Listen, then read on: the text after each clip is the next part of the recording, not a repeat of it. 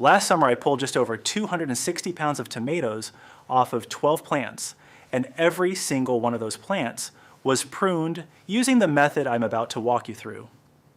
The year before, same garden, same soil, same varieties, I got maybe 140 pounds off the same number of plants.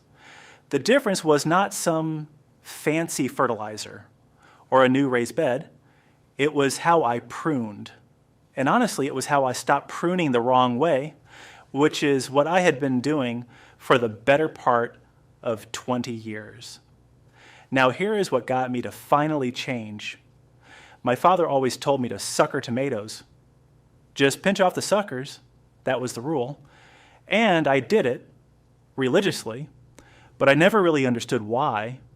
And I never questioned whether I was removing the right ones at the right time or leaving enough foliage to actually feed the fruit. Turns out I was butchering my plants, and I did not even know it. A few years back, I started paying closer attention to what was actually happening after I pruned, tracking which branches set fruit, which ones just made leaves, and when the plant started running out of energy. That is when things clicked. Today, I'm going to walk you through exactly how to prune your tomatoes from the first sucker all the way through late season maintenance.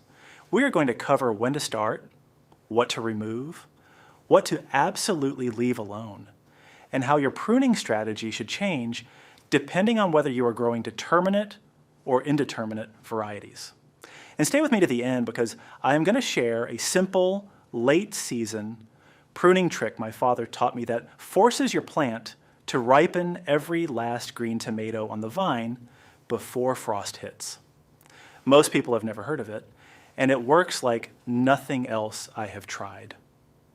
Now, before we get into the actual technique, I want to be honest with you. I pruned tomatoes wrong for a long time. Not because I was lazy, but because I was following advice that sounded right without understanding the science behind it. I would walk down the row and strip off every sucker I could find, top to bottom, sometimes taking off branches that were already setting flowers.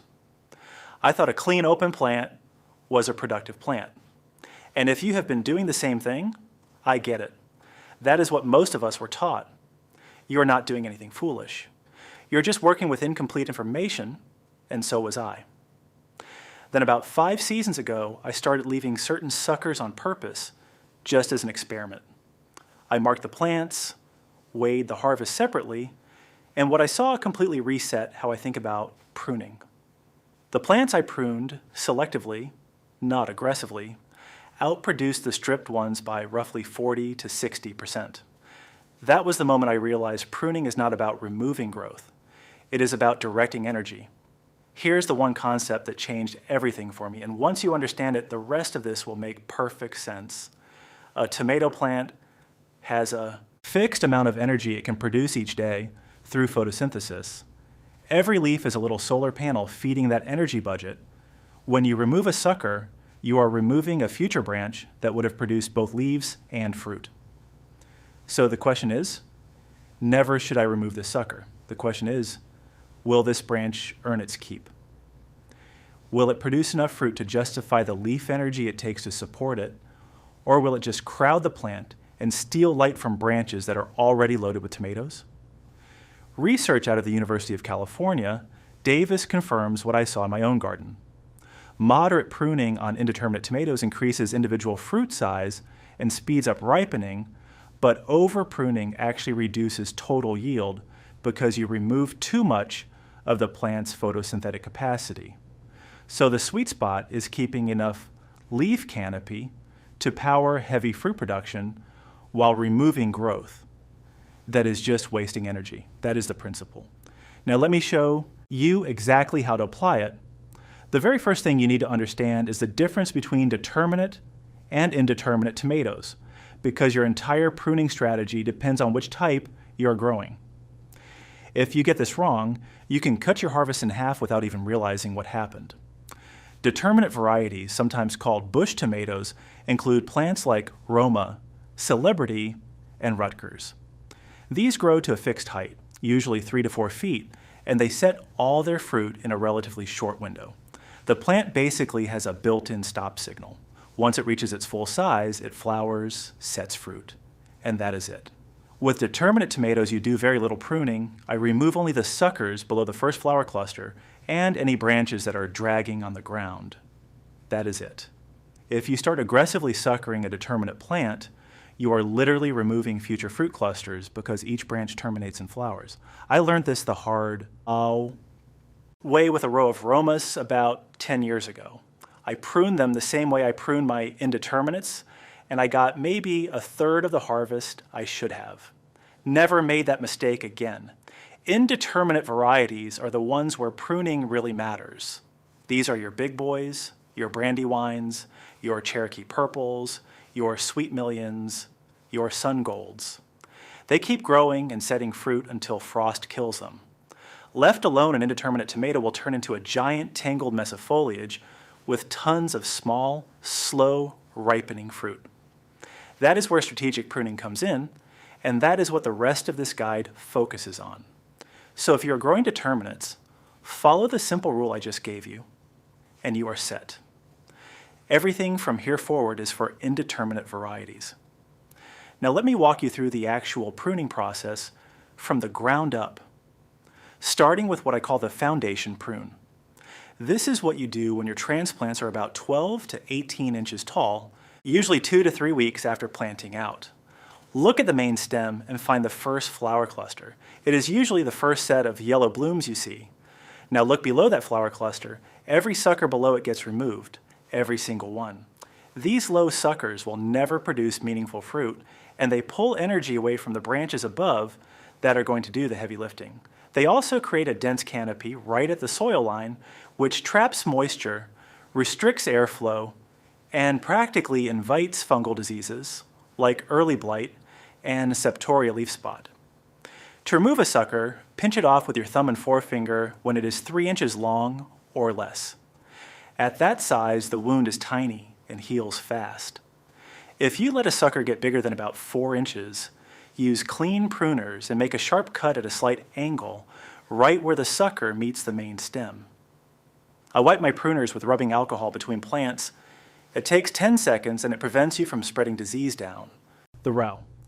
I did not used to bother with that step, and I paid for it 1 year when bacterial speck spread through half my garden. Here's where most people go wrong and where the real yield comes from. Once you get above that first flower cluster, you need to start making decisions about which suckers to keep and which to remove. The conventional approach is to strip them all off and grow the plant as a single stem. And yes, that does produce larger individual tomatoes, but from everything I have tested, it does not produce the most total pounds of fruit per plant.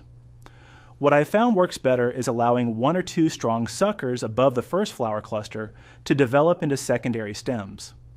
I usually keep the sucker directly below the first flower cluster and one more about 2 to 3 leaf nodes above it. These 2 suckers become full producing branches with their own flower clusters, their own fruit, and their own leaves to feed that fruit. The result is a plant with 2 or say 3 main stems instead of 1.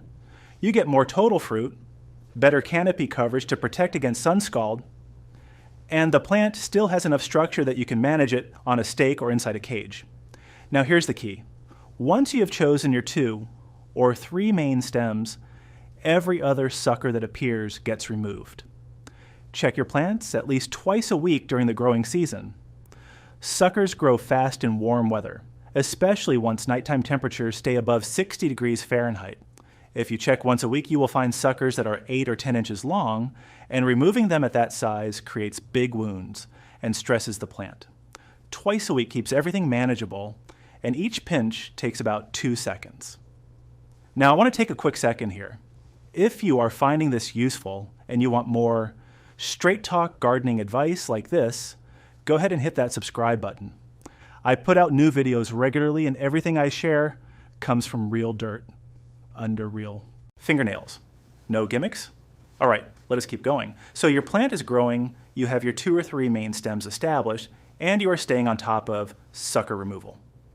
Now we need to talk about what I call mid-season canopy management, and this is the part that most pruning guides skip entirely. As your tomatoes grow through June and July, the interior of the plant is going to get dense. Even with good sucker removal, the leaves on your main stems are going to start overlapping and blocking airflow. This is when disease pressure spikes. What I do starting around early July, or whenever your plants are about 4 feet tall, is remove the oldest leaves from the bottom 18 inches of the plant entirely. Not the suckers. The actual leaves growing directly off the main stems. These lower leaves are the oldest on the plant. They are the least productive in terms of photosynthesis because they are shaded by everything above them, and they are the first ones to get hit by soil-borne fungal spores splashing up during rain or irrigation. I remove about 3 to 4 leaves per week from the bottom up. Never take more than a third of the total foliage off the plant in a single week.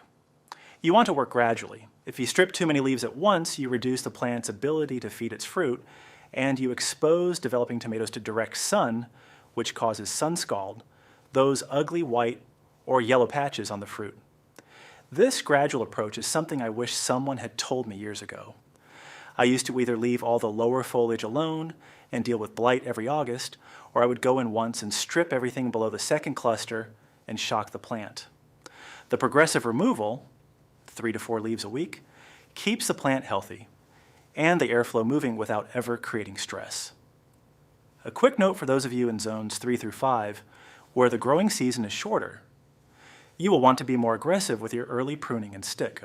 Closer to 2 main stems rather than 3. The shorter your season, the more you want the plant focused on ripening existing fruit rather than setting new fruit on extra branches.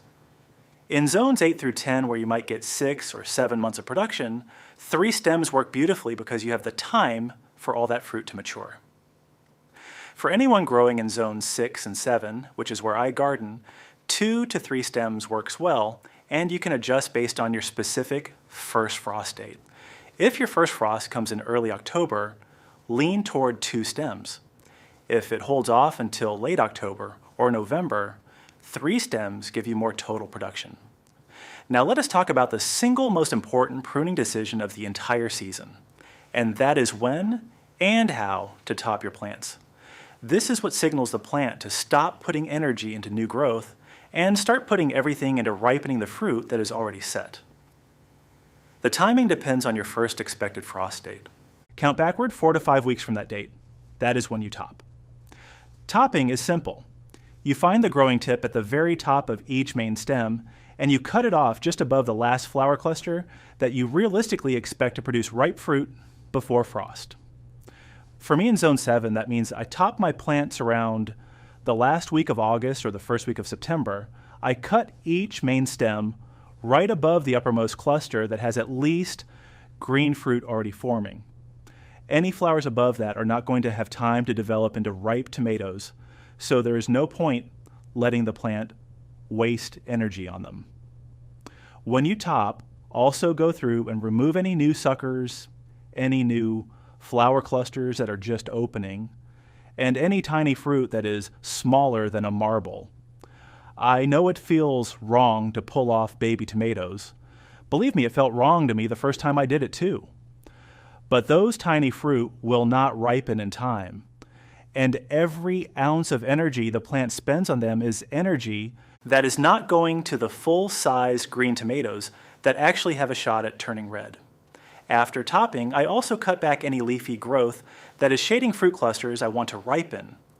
At this point in the season, you are managing for sunlight penetration and air circulation, not for maximum leaf area. The plant has all the foliage it needs.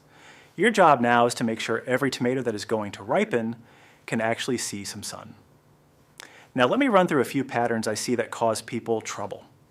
The first pattern is pruning determinate and indeterminate tomatoes the same way. I already covered this, but it bears repeating because it is the single most common mistake I see. If you are growing a mix of both types in your garden, know which is which before you make a single cut. Check the tag from the nursery or look it up. 5 minutes of research prevents a season of disappointment. The second pattern is what I call the once-a-month pruner. Someone goes out, sees a jungle, panics, and removes a huge amount of growth all at once. That shocks the plant and exposes fruit to sun scald. Pruning should be a 5-minute task you do twice a week, not a 45-minute emergency surgery once a month. Little and often beats hard and rare every single time. The third pattern is pruning when the foliage is wet. Early morning when there's dew on the leaves or right after rain is the worst time to prune because every cut you make is an open wound, and wet conditions are exactly when bacterial and fungal pathogens are most easily transmitted. I prune in the late morning or early afternoon once the foliage is completely dry. That one habit alone has cut my disease problems dramatically. The fourth pattern is being afraid to prune at all. Some gardeners never touch their tomato plants and end up with a sprawling mess that produces lots of small fruit that ripens slowly and rots on the ground. A completely unpruned indeterminate tomato is not a happy tomato. It is an inefficient tomato. Even moderate pruning, just the foundation prune and basic sucker management, will make a noticeable difference in fruit size and ripening time. All right, now let me pay off what I promised you at the beginning. My father called this the Missouri prune, though I have heard other folks call it different things. Here's the idea. Instead of removing an entire sucker, you let it grow until it develops 1 or 2 leaf sets. Then you pinch off just the growing tip of that sucker, leaving the 1 or 2 leaves it already produced. Those leaves stay on the plant and contribute to photosynthesis, feeding nearby fruit, but the sucker stops growing and never becomes a full competing branch. My father used this technique on every sucker above the second flower cluster starting around mid-July.